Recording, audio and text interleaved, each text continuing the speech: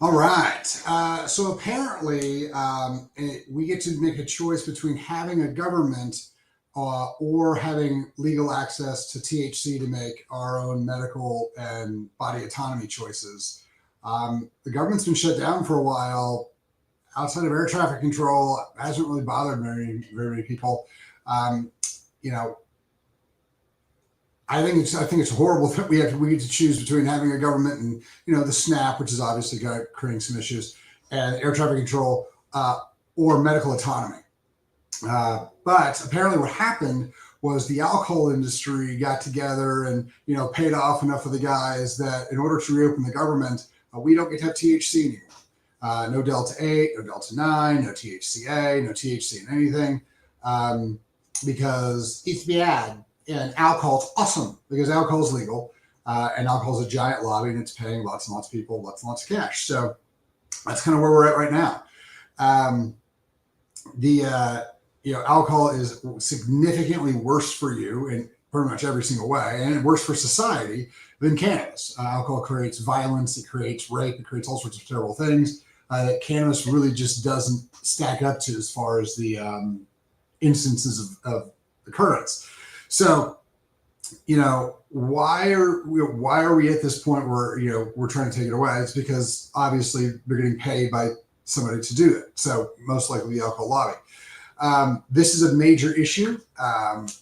We need to start telling the government that they don't get to choose what we put in our bodies. Remember, during COVID, our government kept ivermectin and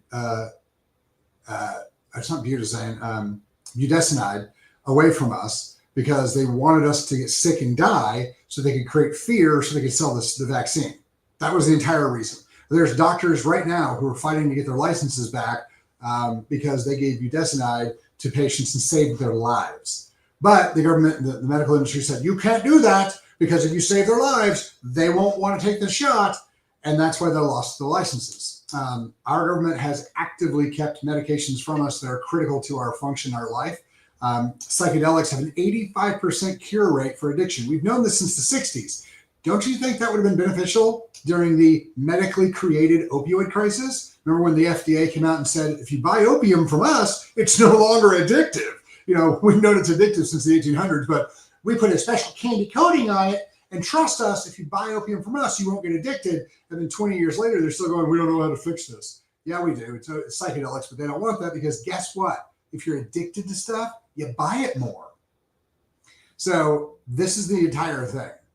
So your government is actually coming out and saying that, not only do you not get to choose what you put in your body, you don't get to choose your health care, but your options are alcohol, which fuel all sorts of problems, and and addiction. You get that or you get nothing. Those are your options. This is a horrible piece where we're at. And if you don't like it, fine. Like, you don't have to consume it.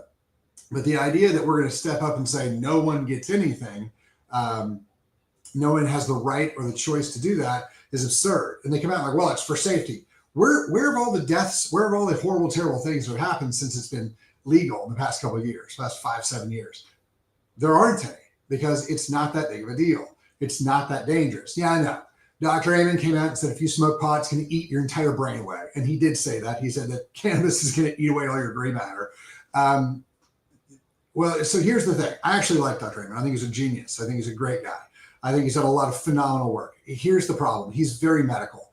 And medical doctors are trained that if there's not a drug to sell, there's no hope. Here's the thing. What he actually proved was that cannabis is wildly beneficial from a therapeutic standpoint to people who have Parkinson's, who have depression, who have schizophrenia, who have all these things, because cannabis releases dopamine into the system. And so it makes them feel substantially better for a short time. It makes them feel better than normal, actually. So like they're down here, normal's here, that makes them feel a little bit better because they actually get more release of dopamine. The problem you run into is that these people have an issue with creating enough dopamine to function the system. And that lack of dopamine decreases cerebral blood flow, which then ends up creating damage to the brain tissue. Well, yeah, there's no drug that will fix that. However, if you have them eat meat, take testosterone, and work out outside in the sun, you get massive amounts of dopamine produced naturally, which I get it. Medical doctors aren't taught how the body works. They're not taught how to get the thing to work. All they're taught is sell the drugs or don't talk to people. That's it. That's where this whole cholesterol thing came from. That's where all this stuff came from. So this is where a lot of this stuff is actually coming from. So it is not that cannabis is bad for you.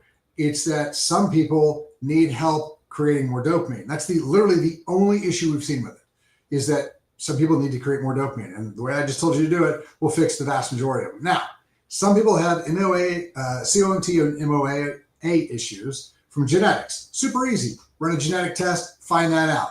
And you know what they need? Hydroxycobalamin or adenocobalamin. That's one of the big things they need. But they also need all the precursors, which are in meat. But remember, our medical community from the FDA has been telling us that grains are the most important thing we can consume, followed by trash. They're the ones who came out and actually said that Lucky Charms was better for you than steak. They have been trying so hard for so long to keep everyone as sick as possible. So the only option they have is drugs. Because where do you go when you feel terrible? You go to the medical doctors and they give you drugs. That's our entire system. That's it. No one sits down and goes, hey, by the way you make all this stuff is with the nutrients that you're supposed to be eating. Oh, you're not eating those things? You should probably eat those. It's like thyroid issues. People who come out like, oh, I have these thyroid issues. Yeah, so T3, which is your primary functional thyroid hormone, has 3 iodines. T4, which is 80% of all the thyroid hormone you make, has 4 iodines. Guess what? If you don't consume iodine, you can't make things made of iodine very easily. So a lot of times when we take people who have some thyroid issues and we give them a bunch of iodine, they get better. Isn't that amazing? So these are the things that we're looking at. So right now, your government has decided that not only do you not get to have medical autonomy, but you don't get to have the things that have been proven to be, way safe. You get alcohol, which is proven to be unsafe. So here's your options. This is the big thing. We all need to stand up and be like, no, you don't get to tell us what we can and can't put in our body anymore. You don't get to tell us, what is safe and what is not safe for me. I'm going to decide. I'm going to work with somebody. I'm going to work with my doctor. I'm going to work with, my nutritionist. I'm going to work with my trainer. I'm going to work with the internet and just read myself and figure out what's best for me. That's kind of where we're at on this. You guys can make your own decision on how you want to play that. But everybody needs to get a hold of their Congress people and be like, this is unacceptable. You can't keep taking things away from us and then just taxing us out of life. So that's kind of where we're at. Make your own calls on that. If you guys have any other questions, hit us up. Have a fantastic day.